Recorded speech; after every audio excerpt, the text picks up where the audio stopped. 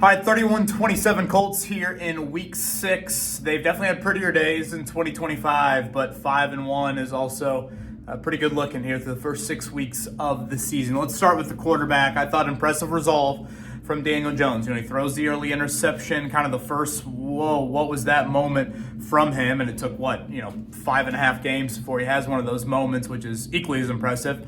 Could have been picked by Budda Baker then again a little bit later in the game, but down 7, down 3, those 2 touchdown drives in the fourth quarter. I thought he not only delivered some big time on target throws, but under duress, took hits, found Alec Pierce a couple times. Josh Downs in the back of the end zone, kind of a lofted ball. And then after he missed Downs, on the second touchdown drive, he hits him on that 3rd and 8 where they could have settled for a field goal had he missed that throw. So just, in the fourth quarter, quarterbacks get graded differently. And Daniel Jones really stepped up against a quality defense.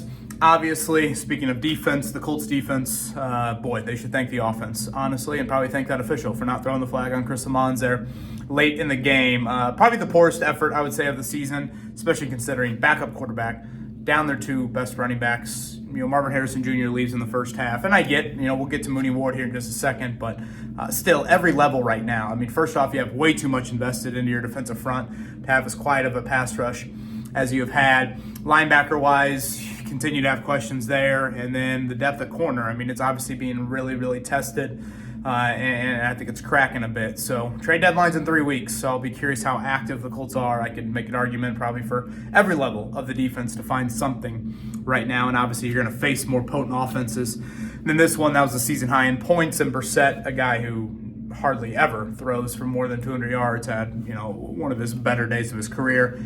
And then what in the world pregame? Just wild. The Colts just played a 60-minute NFL football game, and they reported no injuries. Yet they had 2 happen during warm-ups. It was an orbital fracture for Anthony Richardson Sr. I believe was in the hospital.